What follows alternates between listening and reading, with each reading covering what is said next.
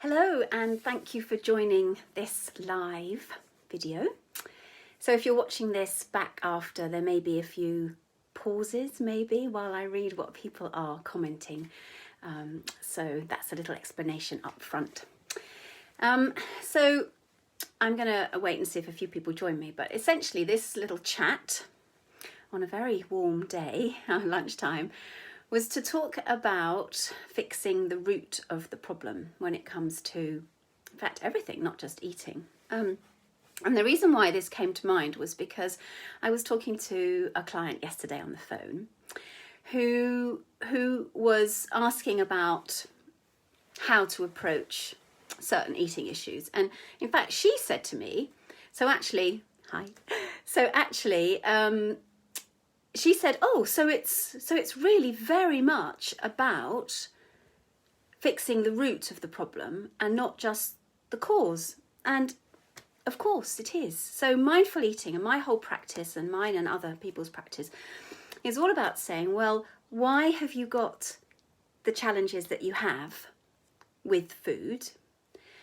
And actually, let's take the focus off for the moment what you're eating, and let's look at how you're eating, and let's look at what's going on in your head and in your body to actually drive that need to eat.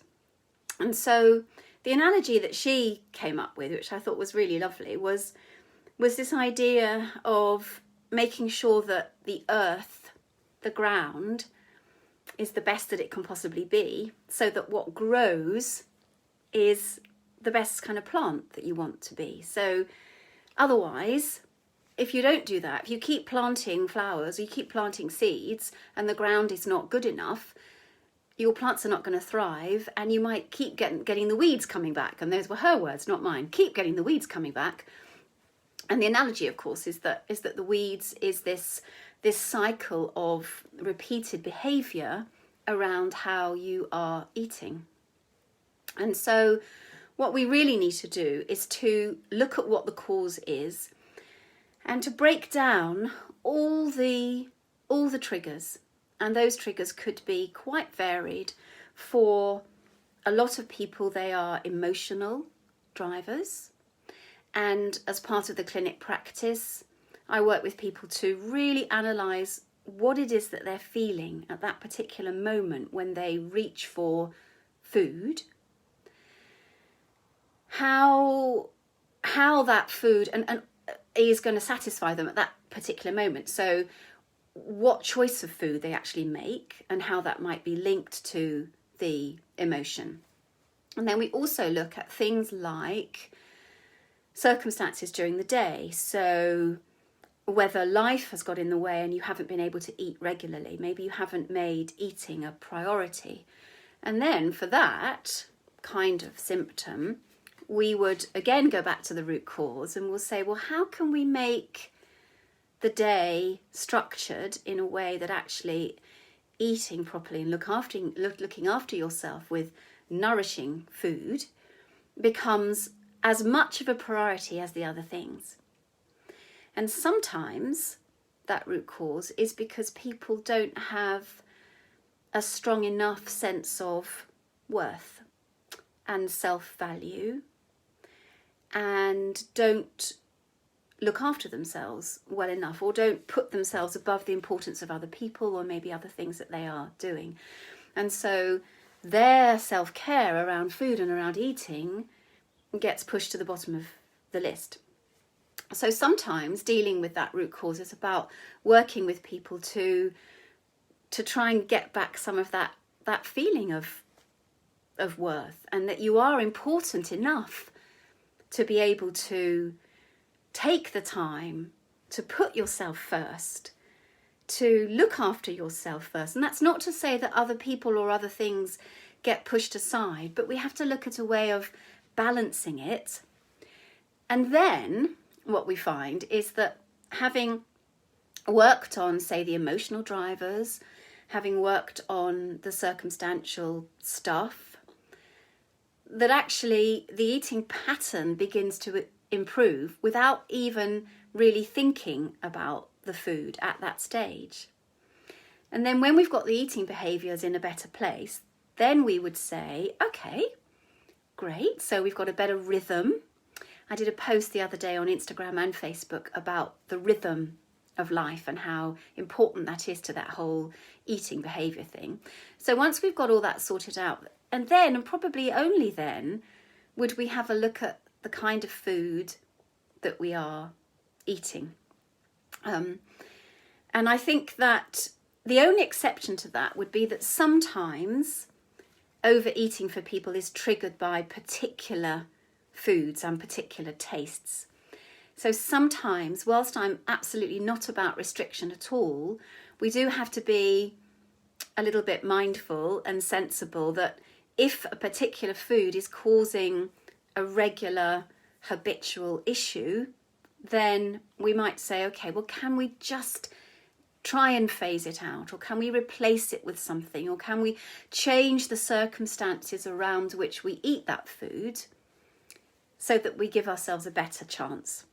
So if I talk about my own experience just by way of illustration, my absolute devil food, although I love it, and food is not good or bad, sorry, I shouldn't have said that, is Doritos. A bag of Doritos. My goodness, the bigger the bag, the better, you know.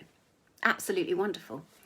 And so when I was starting to treat myself in the early days, I decided to give myself a bit of a chance and say, okay, let's put those to one side and try and work with getting rid of some of those triggers so that I gave myself the best chance. And that was okay, actually. And then I reintroduced them slowly, and now I can eat one of those small bags. Well, they call them the grab bags, don't they? I don't think they're the smallest one. I think they're the next size up. I can eat one of those and love it and not feel guilty and not want to eat another big, family bag like I might have done before. So the trigger food thing is perhaps the only exception to that principle. So once we've done that, and then we would look at what we're eating and say, well, now we've got a bit more of a routine, and we've got an increased self-respect and a better management of those emotions, where we're maybe not turning to food straight away. Only then would we perhaps look at the food.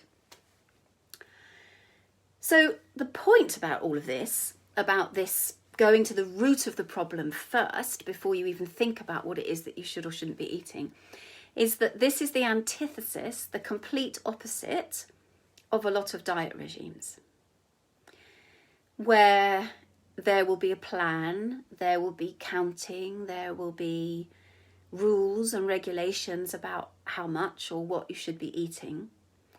And that will be day one. We've all been there with our new little notebooks, and we start writing things down, and we've got all that energy around it. But it is throwing those seeds and planting those plants into ground which is not prepared, in which they are not going to grow. They might be okay for a while, particularly if you plant a little seedling, and that's my connection, my analogy with maybe the first few weeks of being on a diet. You plant it and it's still got its own energy, hasn't it? And it's probably still in its own little bit of compost. And then as it grows, it's going to spread out its roots, but that ground is really not fertile. Maybe it's dry, maybe it's very rough soil, maybe it's full of stones. And so that little plant is not going to be able to grow. So the best thing is not to try and plant it in the first place, to not go on a diet in the first place, to not restrict, to not tell yourself that you can or can't eat certain foods until you've done the groundwork on what the root of the problem is. And then that way, when you do start to make some changes around how you eat, perhaps a new framework, which is going to be as least restrictive as possible, but it's still going to be a framework, because it's going to be a framework based on nourishing yourself rather than eating less food in order to lose weight. That's the thing. So then when you do start that, all that groundwork, I love this, it's really connecting very well, I'm quite pleased.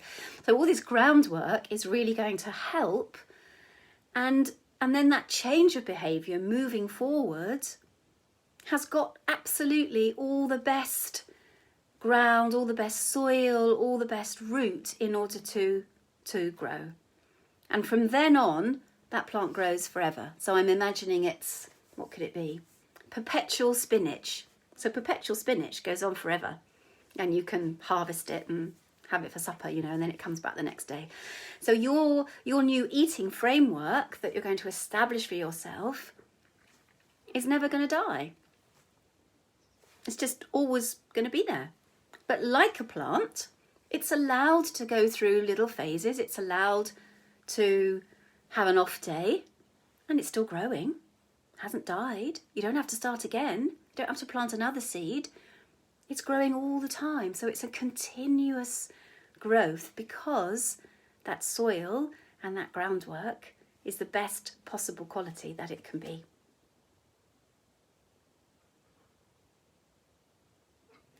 So I got a few people on. Does anybody want to ask me any question or make a comment about that? Just while I'm on. I'm waving at you. I can see you. Thank you so much. Got a few ladies on there. Any comments? Does that make sense? That makes sense, that idea.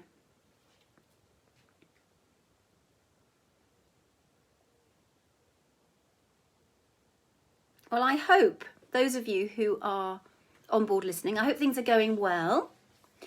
And you know that you can get in touch with me. I'm quite happy to have a little informal chat with anyone. Lots of resources through the clinic.